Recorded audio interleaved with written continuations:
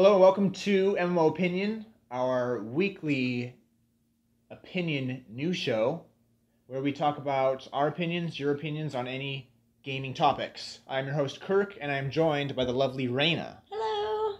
Reina, what are we talking about first this week? I would first like to talk about mashup games and whether our fellow gamer friends like them or not.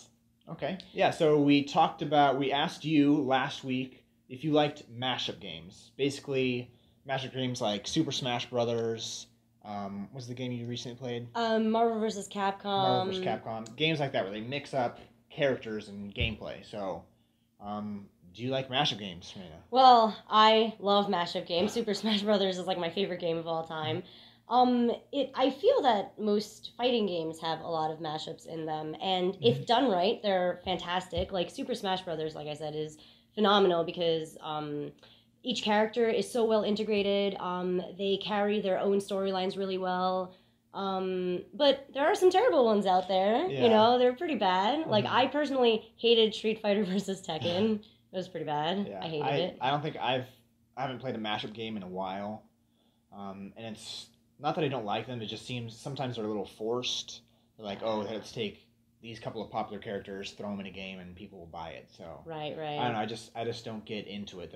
I feel like there's better uses of their time. I understand. In my opinion. Like, maybe they're, like, lacking creativity, kind of. Yeah, they're like, well, you got an idea? Yeah, throw Zelda and Mario in a game. Yeah, That's people my love great idea. that. They'll love that. Yeah. So Thomas Touch, said mashup games can be fun. He thinks it's cool to see different characters from different universes up against and fighting with and against each other.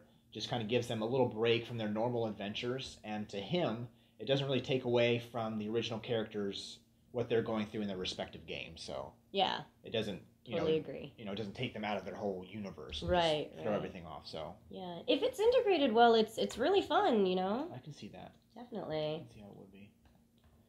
So then another question we asked you was if you prefer digital or boxed copies of games. I like this question.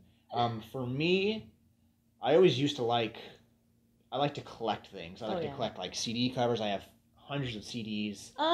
So the same was like with games. Like I really liked having the box there, like looking at the art and having, everything together. You put the CD there. It's a place to hold it, because we need to get back to it, reinstall the game or whatever.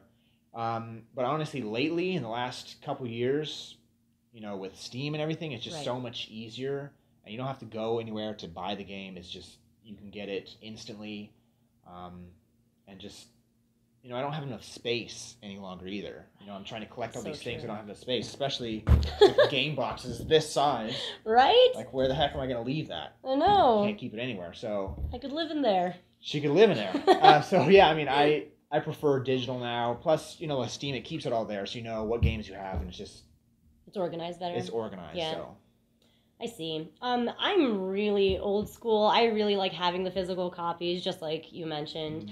But that mentality comes from, like, collecting, like you said. The old NES games. Like, I'm amazed at myself if I find one in, like, its own box. That's crazy. Yeah. It never happens. It's usually just a cartridge collecting dust. But in this day and age, they make so many copies of each game that, like, it's not really, like, a collector's item anymore, It's not like you're never going to find Halo 3 ever again. Like, it's...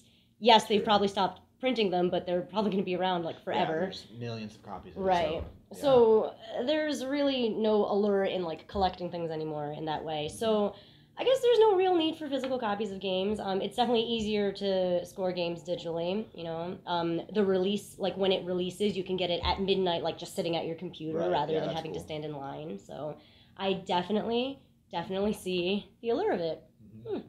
Let's see. Bloodbath says, honestly, once digital downloads really blew up is when I stopped buying boxed games. Haven't purchased a boxed game in quite a few years. It's simply more convenient, generally no tax, etc.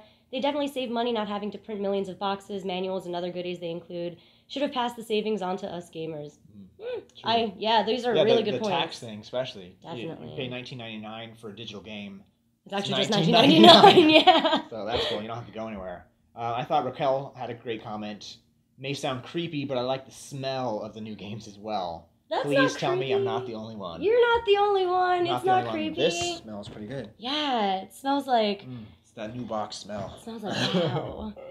Yeah, no, I totally get that. Like new car smell, new house smell, new smell. You know, it's nice. New. Gets the heart going. And then we asked you, how much time do you give a game to get hooked? Like how, like, you buy a new game, you're all excited about it. Do you play it for a week and decide, you know, it's not for me, or you're in a couple hours? Like, what is your time frame for a game? Right. Like, how long would I give it a chance, almost? Right. Yeah. If you're not instantly like, boom, this is the greatest game ever. Right. How long? Right. Like, do you force yourself to keep playing because you bought it? Like, I don't know. Usually when I'm like mad at a game, I have to send it back immediately because I have like a raging problem. But normally it doesn't take too long for me. I can tell usually immediately if I like the game or not. Yeah. For example, like I said earlier, I knew I hated Street Fighter versus Tekken like immediately. It has a lot to do with the fact that I got it for the Xbox 360, so the controller wasn't really good for, you know, quarter circles and stuff. Right. But I knew immediately, and I sent straight back to GameFly, and that was it. I never thought about it again.